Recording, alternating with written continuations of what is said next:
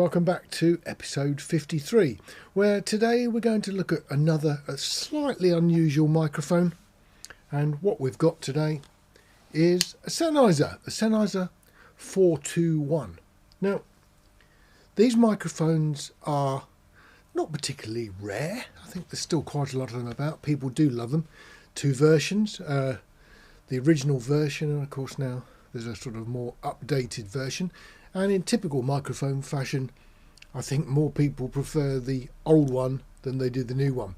But you can't blame the manufacturers for wanting to sort of move things on a bit. They're a slightly unusual microphone. Fairly chunky dynamic. If I just remove the mic clip. So they're a square microphone. They don't fit the normal holders. So you have to use a rather special microphone clip, which slots into a little thing at the bottom of the mic. So you just stick it in there, shove it in, it clicks in, and it becomes secure. Quite a nice little design. It's also quite useful because a lot of people use these for drums. They're pretty good with loud sounds. So drums, you'll also find people using them on brass.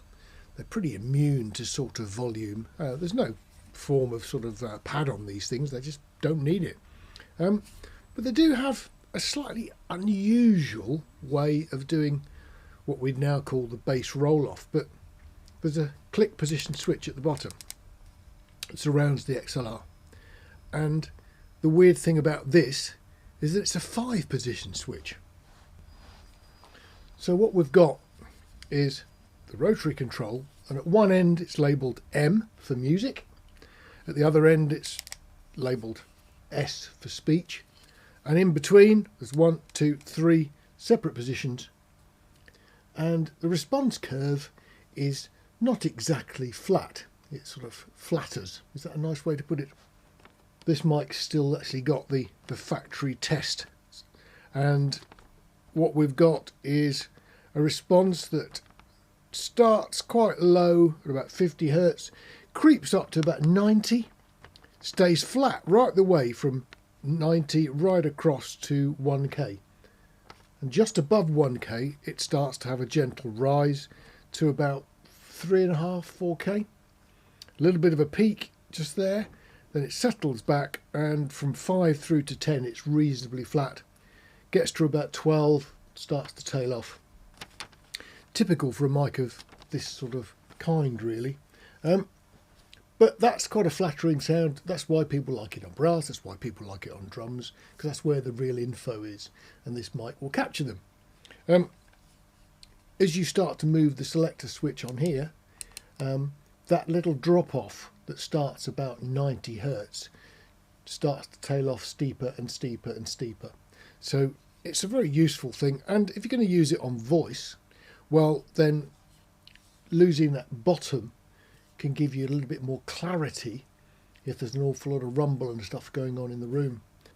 There's no reason why you can't record vocals with one of these or use it as a sort of speech mic. If you are doing, well then of course, there's not going to be much below 100 Hertz, so you may as well roll it off, and it might get rid of some stuff that's coming in through the stands, because bear in mind, it's not an isolation mount. But so if the floor's rumbling a bit, it'll get rid of that. And all in all, it's a sort of pretty versatile mic. And you do see people use these a lot, because if they've got one in their arsenal of mics, it does the job pretty well. If someone turns up with a trumpet or a trombone, and you've got one of these in your mic box, you'd probably be a bit daft to not use it, because it does them extremely well. Same thing, you stick it near a drummer, stick it on the toms, it does a pretty decent job on toms. I don't particularly think it's got enough body to use as a kick drum mic, but I've seen people do that too. That's another option. But essentially, a very straightforward mic. Internally, they're quite complicated. If you want to have a look at what's inside them, have a look at some of those Dave Rapp videos. He's pulled a few of these apart, and they're nowhere near as simple as a conventional dynamic microphone. They're pretty complicated beasts inside. But what do they sound like? Let's put it up against our comparison mic, the SM7B, and see the sort of results it gives on my voice. Okay then, so we're on our comparison SM7B, and what we're going to do is switch between the SM7B and the 421 Sennheiser. So we're on the 421 Sennheiser now. What do you think? It's sitting the usual thing. It's handspan and a tiny bit today, so we're about 12 inches away from the front of the mic. It's a conventional cardioid microphone. The actual spec does actually mention 120 degrees in terms of its acceptance angle at the front, but realistically it's an ordinary cardioid microphone. So there we go. Sennheiser 421, the original, up against the Shure SM7B, our usual comparison mic.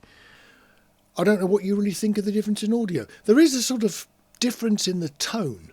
And I think that's pretty normal going from mic to mic, and I get used to that sort of difference every single time quite quickly. I'm not particularly bothered by the different sound. I could quite happily use this. I do think it needs perhaps a little bit of extra EQ.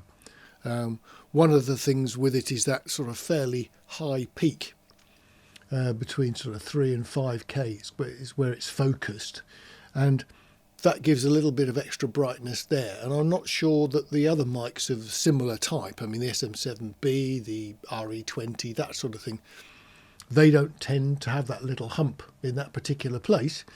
So there is a difference in sort of the tonal quality, but I think this is pretty reasonable.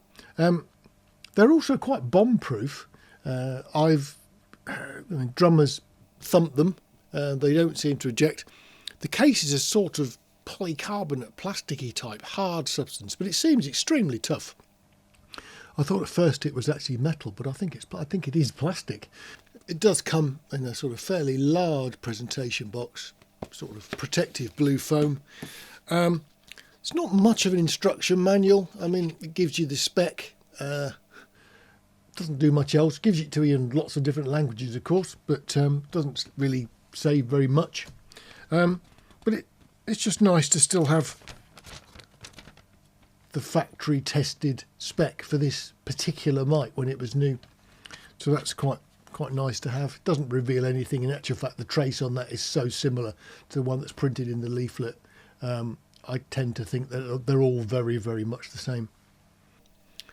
So there we are, the Sennheiser 421 Dynamic. Interesting sort of microphone. It's one that perhaps if you ever spot one up for sale, might be worth buying to add to the arsenal. And certainly if you're into recording brass, so brass including saxophones really. So brass saxophones, use it on drums, anything that's particularly loud. A friend of mine uses it on guitar cabs. I've never actually tried that, but I see no reason why it wouldn't do a good job doing that too. There we go, the Sennheiser 421. If that's been useful, do click the subscribe button and then you'll get notifications of the next one. And we'll be looking for some more interesting things to review. Anyway, look after yourselves, take care, see you on the next video.